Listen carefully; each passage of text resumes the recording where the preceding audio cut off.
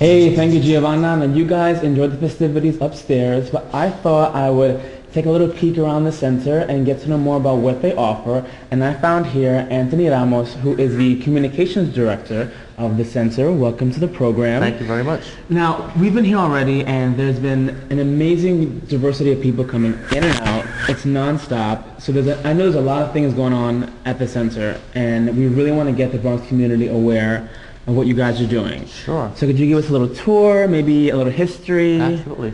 Well, I mean, you mentioned the number of people that come in. We have about 6,000 people that come through our doors every week. And they come to enjoy the over 300 groups that utilize the center facilities for their group meetings.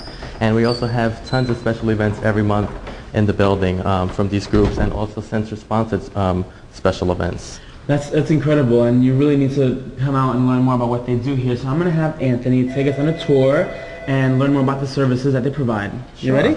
Sure. So when folks first come into the building, this is our information and referral desk, and they're greeted by our information and referral staff, who are very knowledgeable, and they're responsible for welcoming everyone in and providing them with information. Information about what's going on today at the center, information about the 300 groups that meet here, and they also have a database of lesbian and gay resources on our website, which is www.gaycenter.org, and they'll go on our website and look for any kind of local businesses that are lesbian, gay, bisexual, and transgender friendly in New York City that the folks that are coming through our doors can enjoy. All right, so can you give us a little walking tour, or maybe Sure. point out some fun things in the center? Sure, come on.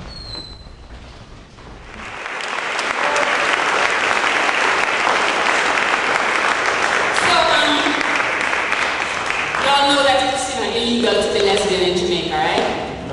And we're still talking about decriminalizing the act.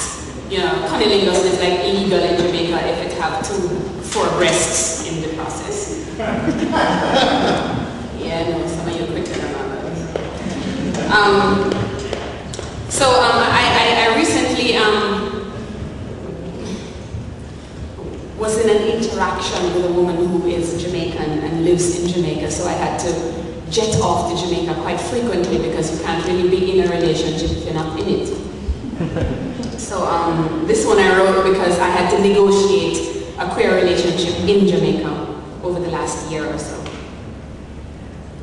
Revolution in these times of love is hard shit.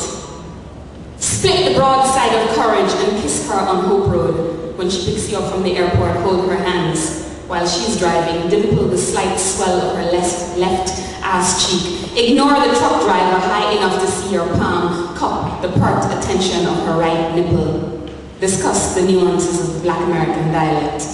Do not look over your shoulder. Act normally under these petitions of purgatory and penance. Pray with Allah in your mouth. Inshallah, if God wills it, she will protect you if someone kills you. Jah will provide safe passage into heaven or back to earth, as proof that circles and things continued are possible when we pray without ceasing. And what the fuck does that mean? What the fuck does that mean when the dried blood repuddles the cracked smile of a beggar who would, without hesitation, cut my throat if he could see me stoke the smooth inside of her bare feet with my tongue? How wrong is that, I wonder, while I decide to keep my coins rattling in criminal in my orange bag. The light switches green and everything is as it seems for the moment. The indigent is invisible, and I am self-righteous, rolling along the column of American dollars safe in my pockets, her thumb still on my wrist. What a cruel twist of destiny, turned tipsy on the metal edge of irony. I go home to New York in less than a month. Nothing here is mine anymore, not even her. As if a woman could belong to anyone but her own longing. Jamaica is a song, straining sunset and vivid in the aftermath of hard love. Revolution and pussy don't go together in public here. Prayer is the tool most people use. With nothing, fuck revolution. Poor people want bread and deliverance from sin and the secular. So, slip your slack intentions away from this necessary silence. Slide the electronically powered windows upwards, her profile reflected darkly in the moving glass. Turn your face towards her safety. Faith is the one word you will use to survive each restraint. Here, you have to silence the urge to such irrational courage of kisses and caresses in public here. Not even the self-anointed can sing the tune of revolution without ceasing. And I want to read you this article just before I disappear. In behalf of Protestania Television, we want to congratulate you and give thanks to be here with this event. And we want you to take advantage of the cameras, and if you want to express yourself, if you want to send a message to the community through the camera, so you're free to doing it. I want you first to give us your name and your organization. Okay. My name is Izzy Ruiz. I'm the anti-police violence and state violence organizer with the Audre Lorde Project. The Audre Lorde Project is an organizing center for lesbian, gay, bisexual, transgender, two-spirit, and gender nonconforming communities of color in New York City. And I would just like to say we are starting a campaign against the violence that LGBT, STGNC, people of color have experienced in Bed-Stuy and throughout the city. And so if you have stories or reports of police violence or other violence that you've experienced, I would encourage you to give us a call and to get involved with our campaign, because it's about time that as a community that we stand together and we start to fight against these issues that are affecting our lives. And too many people have been killed, too many people have been attacked. So you can give us a call at 718-596-0342. I'm extension 22, and I would just hope to see all of you guys getting involved. Thank you. Do you have any website? We do. We're at www.alp.org. Is your organization located in Brooklyn? Yeah, we're located in Brooklyn, but we work on issues that affect people all around the city. But we're in Brooklyn. We're at 85 South Oxford Street. What is the office hours like? So office hours are noon to 12 Monday and Wednesday and Friday, and noon to 9 from Tuesday and Thursday. You can just stop in.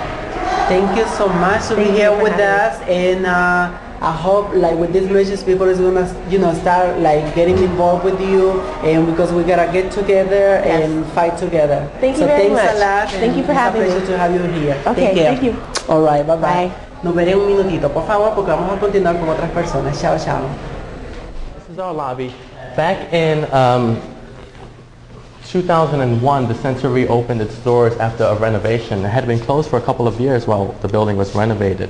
The center originally opened in 1983, and about 10 years later, we started a capital campaign to renovate the building. And this is part of the renovation. You can see we have all new light fixtures. We have a different staircase here. And there was an installation of an elevator on the other side, and the bathrooms were redone. Now this used to be a school, is that correct? This used to be a school Okay. back in, when the building was purchased in 1983, it had been vacant, but it had been a high school before, and it was a high school, a maritime high school, and there was a baking facility actually in the back, and there was a bakery there, and that's what they did here. And are you still using that kitchen? Actually we are, and we can take a walk back there and take a look at it.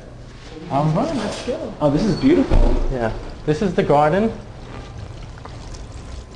and it's a very nice garden, and it's maintained by a volunteer committee, and they take care of all of the plants here, and it looks beautiful. Would you say most of the center is operated with volunteers? Yeah, we rely heavily on volunteers. We would not be able to offer the services that we offer and the programming without volunteers. Okay. It's an essential part of the organization. Now, if someone wanted to volunteer, hint, hint, what would we do to find out how to do that? We have volunteer sessions on a weekly basis here. You can also go to our website, which is gaycenter.org, or send an email to volunteer@gaycenter.org to get some more information. Okay. And our volunteer manager, whose name is Dan Whitman, will be happy to help you and figure out what the most appropriate placement would be. Okay.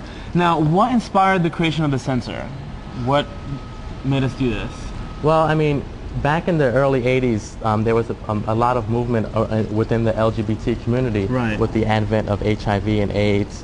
And so the community was very mobilized, and we did not have a place in New York City that we can call our own, that was a safe space for groups to meet in an environment that they would feel comfortable in. So there was a big gathering of various organizations in the early 80s, and they really lobbied very hard to acquire this building. So this really became like a political, home base for a lot of people. Absolutely. This is the home, this was the birthplace for organizations like ACT UP, like GLAAD. They all started meeting here in some of these rooms that you see that are still in existence here. And they've gone on to be big political organizations and flourish, but this is the birthplace for them. So this is really historic, and it's really a landmark for the community. Exactly. All right, so what should we go to next? And this is, when I was talking before, this was a high school and there was a bakery. This was the building that was the bakery. And now this is our center care facility, which is our mental health and counseling center. Wow, and where people can come in to do individual counseling, couples counseling, for anything from HIV-related services to substance and alcohol abuse to just general counseling service. We also have a gender identity project which provides counseling service and educational service to the transgender community. Okay, great. Okay. And also on this side is our youth program, which is called Youth Enrichment Services, and where we serve over 1,000 youth a year from ages 13 to 22. And there are a bunch of activities there for them. There's a computer lab so they can learn computer skills. And there's also a lot of HIV prevention training. We train the youth here on HIV prevention, and in turn they go out to the community and train other youth. Right. Yeah, how do you promote that? Because we have a pretty big youth audience, and how do you get the kids to come in and take that first step? It's really big. We were young kids before, and dealing with their identity, and how do you get them to come in? Well, there are a lot of, the youth program, they go out into high schools, and they teach the faculty about how to work with their lesbian, gay, bisexual, and transgender youth. So they spread the word out through the high school system, and through a lot of word of mouth as well. The kids that come here may go back and tell other kids about it. Right. And we also try to do some media relations around it to get the program into the newspapers and on television. Right. So that other kids can find out about it and come down and participate. To be young and gay. All right, where to next? I'm following you. And the Lord said unto him, lemon cookies recipe.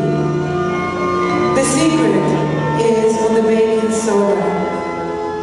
Don't you even think about baking powder. Squeeze the lemon gently and get rid of the seeds. You can make regular lemon cookies or Christmas lemon cookies. The difference is on the decoration. For regular lemon cookies, the ornament is a lemon. For Christmas lemon cookies, it's a Santa Claus. And the Lord said furthermore to him, toppings. Go for the yellow topping, green tablecloth. Kids love it. And he answered and said, Lord, they will not believe me.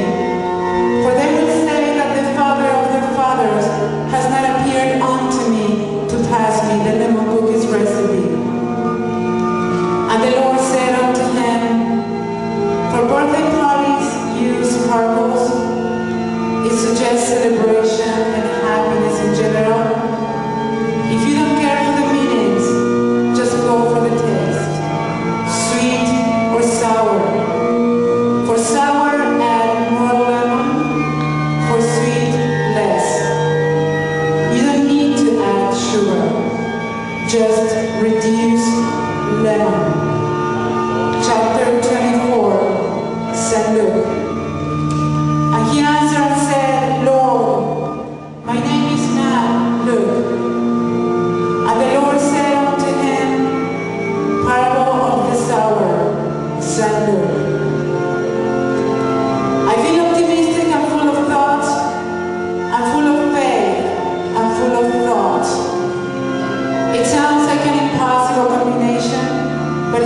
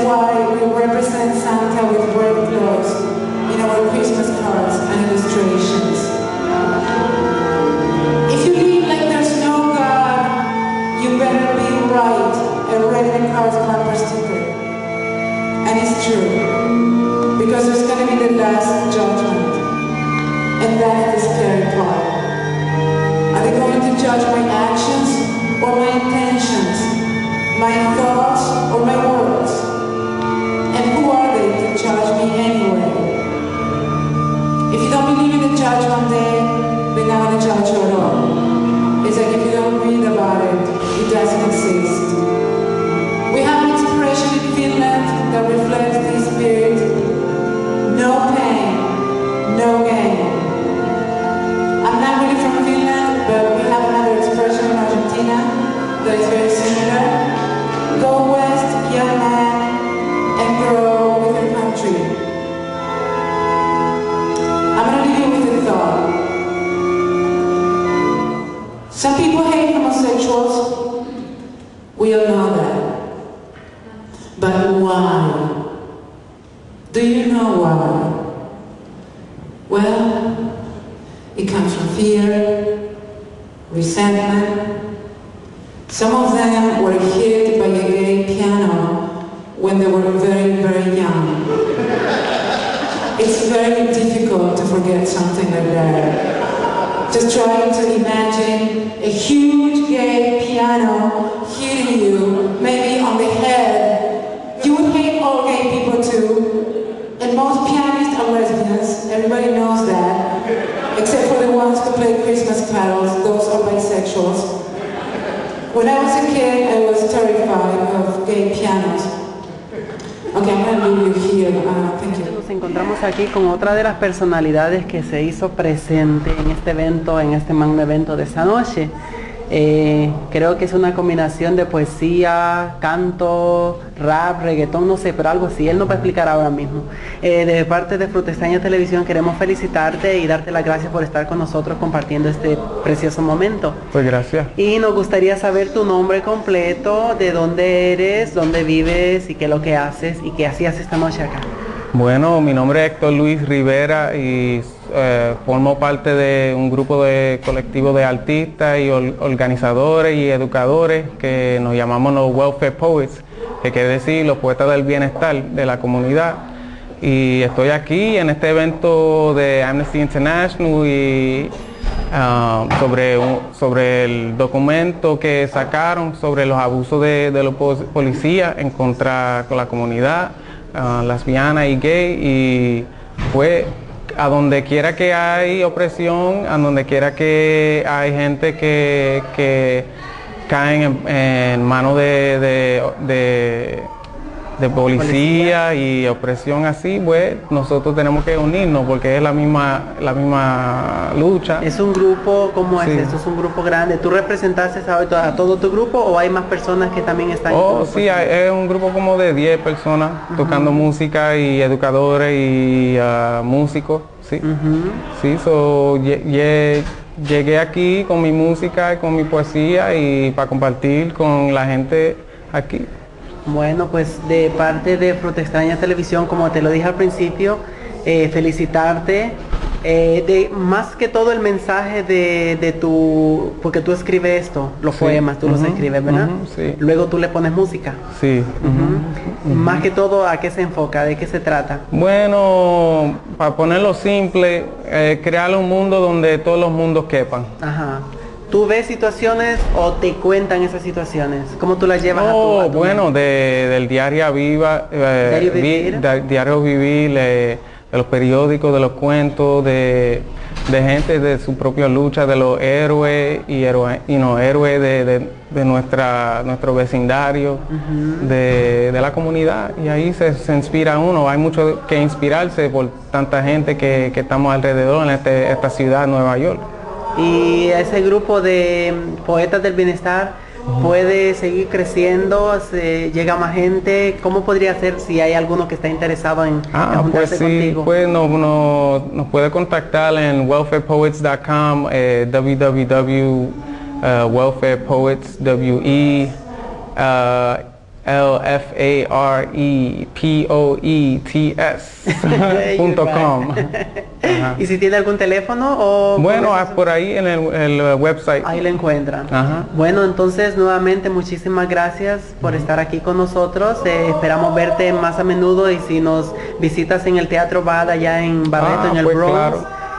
Para que también hagas tus presentaciones por allá. Definitivamente, no será la todo. primera vez, que ya en Bad tuvimos unos cuantos shows. Oh, qué bueno, pues Sí. entonces ya está de sobra pues invitarte, porque ya sabes que esa es tu casa. Muchísimas gracias. Ok, gracias. Encantada, Giovanna. Queridos televidentes, por favor no se muevan que vamos a continuar con un poquito más. Chao, chao. Ok, chévere. This is one of our larger meeting rooms. Okay. And this is set up in various ways. For instance, right now it's set up for a dance. We have dances here, and you can see the lighting and the little disco ball in the middle. Sometimes it'll be set up for a big community forum, and we'll have chairs lined up and a little stage if a major politician is coming, Right. or something like that. Yeah, I was about to ask you, being an election year, do you guys get involved in sort of getting the word out about voting? We absolutely do. I mean, we have a Promote the Vote program where we've registered thousands and thousands of New Yorkers to vote, and they're very active in the community out there getting people registered. Yeah, if you're not registered now, please take the time. It's really important to have you guys get your vote out there, so do it. Damn it. Yes. So was this And you can original see, artwork? yeah, Is this some all of the new original stuff? artwork is still on the wall. Wow, you can that's see. incredible. It's beautiful. And actually upstairs on the second floor there's an original artwork by Keith Haring. No kidding. Yeah, it was Can a we see bathroom. that? Let's go take a look at it. Yeah, yeah, yeah. It's a little provocative. There's a women's event coming up. Wow.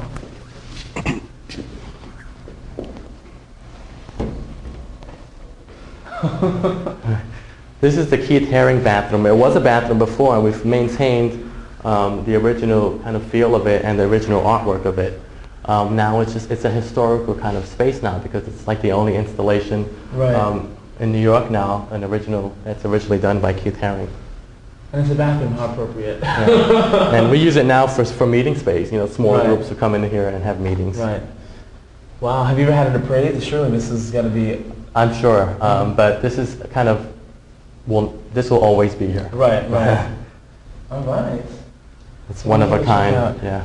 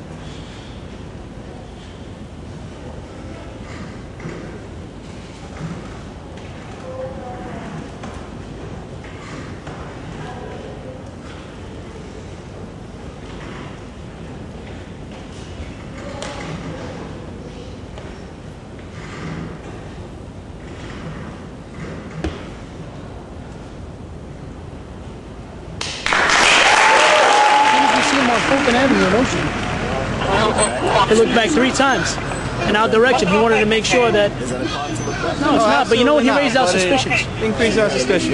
Exactly. Exactly. Absolutely. Absolutely. Now, did you by any chance see me go into his pockets? saw you with the brother. You saw me pat him down, right? Right. Okay. Let's just get things straight, though. That's not a search. A search is when I go into his pockets and I'm going into any his wallet or anything. I'll justify the reason because he had further movement and he had suspicious movement. Further movement being that he turned around. Exactly. And looked at you. 3 times, 3 individual times. And you thought that was sufficient? Exactly. It's sufficient enough for me.